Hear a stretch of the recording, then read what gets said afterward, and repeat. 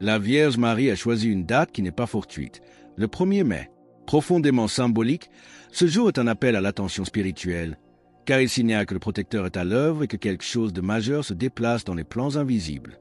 Mais l'annonce précise également un horaire, 15 heures. Dans la spiritualité chrétienne, il s'agit de l'heure de la miséricorde, l'instant sacré où Jésus, mourant sur la croix, a ouvert les portes du ciel à l'humanité. Sainte Faustine Kowalska a reçu du Christ lui-même la promesse qu'à cette heure précise. Rien ne serait refusé à l'âme qui implore sa passion. Comme petit merci de nous rejoindre aujourd'hui, nous offrons un moment de bénédiction partagée. Commentez avec le mot foi si vous êtes ouvert à recevoir une pensée finale spéciale dédiée à tous ceux qui participent. Et s'il vous plaît, appuyez sur « J'aime » si vous appréciez ce moment. Le signe annoncé pour cette rencontre exacte entre la date et l'heure est saisissant. Le ciel changera de couleur. Ce n'est pas un événement à attendre passivement, mais un moment pour se positionner spirituellement. Ces signes célestes sont des cadeaux pour les fidèles, une force nouvelle pour avancer quand tout s'effondre, mais ils sont surtout une ultime chance pour ceux qui doutent encore. La Vierge ne se contente pas de prédire, elle donne des orientations claires.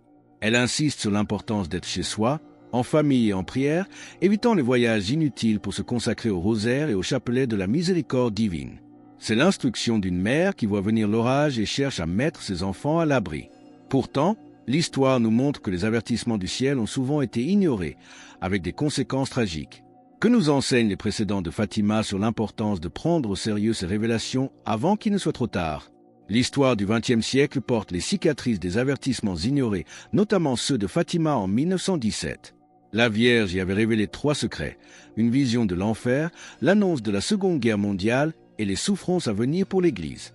Si certains ont répondu par la prière et la conversion, beaucoup ont détourné le regard et le monde a payé ce choix par le sang et les larmes.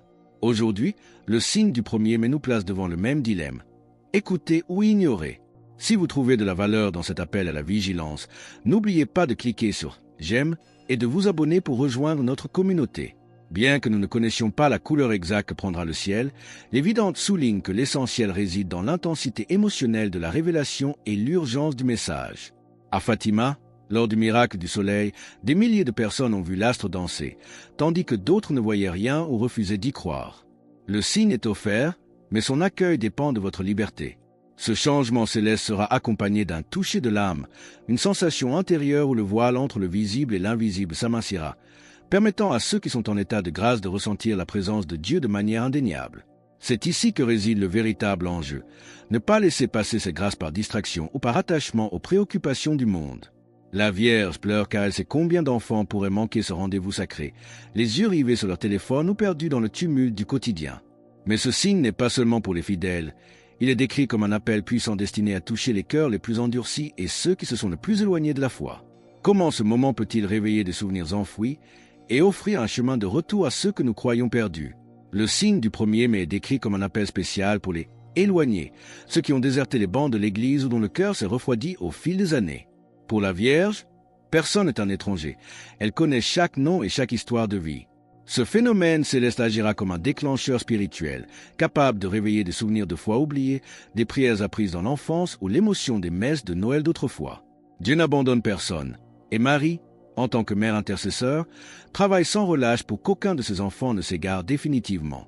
Pour rejoindre notre communauté et ne manquer aucune de ces paroles d'espoir, pensez à cliquer sur « J'aime » et à vous abonner. Votre rôle dans ce plan de salut est crucial. Par vos prières, vos sacrifices et votre propre conversion, vous devenez des instruments de grâce pour ceux que vous aimez. Imaginez la puissance d'une âme qui, le 1er mai à 15 heures, se tient à genoux, le chapelet à la main, offrant cette heure sacrée pour le retour d'un être cher. C'est un acte d'amour qui peut briser les chaînes les plus lourdes. Comme nous le rappelle l'Écriture, la prière fervente du juste a une grande efficace, Jacques 5h16. Cependant, pour être un instrument pur, il faut affronter une barrière intérieure que beaucoup portent en silence, la culpabilité. Ce sentiment d'indignité qui nous fait douter du pardon divin est souvent le plus grand obstacle à la réception de la grâce. Mais comment la Vierge de Medjugorje décrit-elle le véritable visage de Dieu face à nos erreurs passées? Le Dieu que la Vierge Marie révèle à Medjugorje n'est pas un Dieu qui garde rancune ou qui attend votre chute pour vous condamner. C'est le Dieu de l'amour, celui de la parabole du fils prodigue qui, voyant son enfant revenir de loin, ne l'attend pas de pied ferme mais court à sa rencontre pour l'embrasser. Peu importe la taille de votre dette spirituelle ou le nombre d'années passées dans l'éloignement, sa miséricorde est infiniment plus grande que n'importe quelle faute accumulée. La Vierge pleure, non parce que vous êtes condamné, mais parce qu'elle désire ardemment que vous choisissiez la vie et la liberté. Pour nous aider à porter ce message de réconfort, pensez à cliquer sur « J'aime » et à vous abonner pour rejoindre notre communauté. Le 1er mai peut-être, pour vous, le jour du grand retour. C'est l'instant où, même les jambes tremblantes, vous pouvez dire « Seigneur, je sais que j'ai erré, mais je veux revenir. » Cette simple intention suffit à déclencher une fête au ciel. La Vierge ne cherche pas à nous paralyser par la peur, mais à nous réveiller par un témoin transformateur qui nous pousse à restaurer nos relations et à pardonner nos offenses. Comme il est écrit dans Ézéchiel 36, 26, « Je vous donnerai un cœur nouveau et je mettrai en vous un esprit nouveau. » Dans cet esprit de préparation, les messages récents insistent sur une pratique fondamentale pour purifier l'âme avant que le signe ne paraisse. Quelle est cette démarche, souvent redoutée mais libératrice, que Marie compare à un bain indispensable pour l'âme? La Vierge Marie, à travers ce message à Medjugorje, insiste sur une pratique essentielle pour se préparer au signe du 1er mai, la confession. Elle compare ce sacrement à un bain nécessaire pour l'âme. De la même manière que nous lavons notre corps quotidiennement, notre esprit a besoin de cette purification régulière pour rester sain et ouvert à la lumière divine. Pour rejoindre notre communauté et ne manquer aucune de ces orientations précieuses, pensez à cliquer sur « J'aime » et à vous abonner. Se confesser, ce n'est pas seulement recevoir le pardon, c'est se positionner du côté de la grâce. C'est décider d'être trouvé propre et prêt lorsque le voile se déchirera. Peu importe que votre dernière confession remonte à quelques mois ou à plusieurs décennies, le prêtre n'est qu'un instrument. C'est Dieu lui-même qui vous attend les bras ouverts. En franchissant le seuil du confessionnal, vous préparez le terrain pour que le miracle intérieur puisse fleurir. Comme le dit le psaume 51, 10, « Ô Dieu, crée en moi un cœur pur, renouvelle en moi un esprit bien disposé. » Les vidants ont témoigné d'une intensité particulière lors des dernières apparitions. Ils décrivent un visage de la Vierge marqué par une douleur qu'ils n'avaient jamais vue auparavant. Ses larmes étaient abondantes, réelles, et portaient un poids physique que les témoins ont ressenti au plus profond de leur être. L'un d'eux a même dû s'asseoir, les jambes ne le portant plus face à une telle détresse maternelle. Mais qu'est-ce que ces larmes nous disent sur l'urgence du moment présent? Et comment ce sentiment de douleur peut-il se transformer en une force d'action concrète dans notre quotidien d'ici le 1er mai? Les larmes de la Vierge ne sont pas des larmes de désespoir, mais des larmes d'un amour si vaste qu'il en devient douloureux lorsqu'il n'est pas partagé. Elle pleure parce qu'elle voit ses enfants porter des fardeaux de culpabilité et de peur qui pourraient être déposés aux pieds de son fils. Cette douleur maternelle est un signal d'alarme. Le plus grand miracle n'est pas le changement de couleur du ciel, mais la transformation de votre cœur qui passe de l'indifférence au feu de la foi. Pour rester unis dans cette préparation spirituelle, pensez à cliquer sur « J'aime » et à vous abonner pour rejoindre notre communauté. Pour vous préparer concrètement, l'orientation de Medjugorje est simple. Consacrez chaque jour au moins 5 minutes au silence total, sans téléphone ni distraction, pour simplement dire « Seigneur, me voici ». Reprenez ensuite la prière du rosaire, même si vous ne commencez que par une dizaine, pour laisser les mystères de la vie du Christ pénétrer votre cœur. Le 1er mai, à 15 heures précises, où que vous soyez, arrêtez-vous.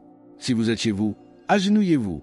Sinon, inclinez la tête et offrez cet instant à celui qui a tout donné pour vous à cette heure-là sur la croix. Comme le dit Jérémie 29, 13, « Vous me chercherez et vous me trouverez, si vous me cherchez de tout votre cœur. » Soyez attentifs, car le signe promis peut se manifester de multiples façons, une lumière, une couleur ou un simple toucher intérieur inexplicable. Mais au-delà de ces manifestations, il y a une certitude que vous devez porter pour ne pas faiblir. Quelle est cette vérité fondamentale qui doit apaiser votre solitude et vos craintes les plus humaines avant que le jour ne se lève sur le 1er mai? La vérité fondamentale que vous devez porter est celle-ci. Vous n'êtes jamais seul. Même lorsque le poids de la vie semble impossible à porter, lorsque la solitude devient palpable ou que le doute frappe avec une force effrayante, la présence de Marie vous enveloppe. Ayant vécu la douleur la plus dévastatrice au pied de la croix, elle comprend chacun de vos cris silencieux et chacune de vos nuits sans sommeil. Ces larmes à Medjugorje ne sont pas des reproches, mais la preuve d'un amour sans condition.